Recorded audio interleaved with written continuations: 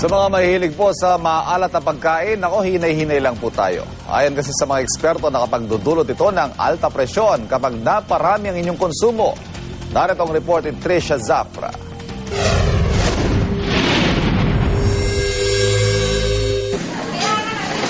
Patis, toyo, bagoong at asin. Mga pampalasa na hindi ata pwedeng mawala sa luto at dietang Pinoy. Pero hinay-hinay daw, sabi ng bagong guidelines sa pagkonsumo ng sodium at potassium na inilabas ng World Health Organization nitong Enero. Ang sodium daw kasi na bahagi ng sodium chloride o asin kapag napadami ang konsumo, nagdudulot ng hypertension. Kaya ang 48 taong gulang na si Mang Bong, unti-unti raw sinanay ang kanyang panlasa na umiwas sa maaalat dahil sa hypertension. Patak-patak na nga lang daw ngayon kung maglagay siya ng patis sa kanyang pagkain. Kailangan mo rin kasing kwan eh. Dito kayo. Maintain yung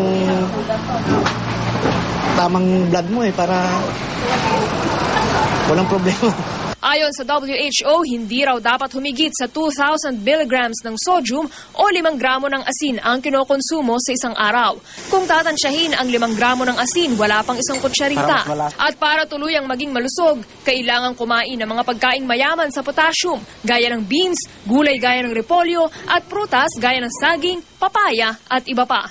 3,510 milligrams daw ng potassium ang kailangan araw-araw. Ayon kay Dr. Leo Olarte ng Philippine Medical Association, hindi raw totoong pwedeng kontrahin ang pag-inom ng maraming tubig ang pagtaas ng presyon dahil sa sobrang pagkain ng maaalat. Makakalala pa raw ito. Ang sodium kasi or salt, no, ay maalat at ito pagka kinain na madami, sobrang maalat na kinakain natin, it will absorb water.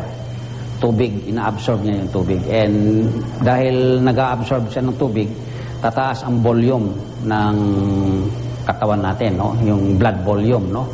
So, dahil pataas ang blood volume natin dahil sa tubig, tataas din ang blood pressure. Ang mataas na blood pressure ay pangunahing risk sa heart attack at stroke ayon sa mga eksperto.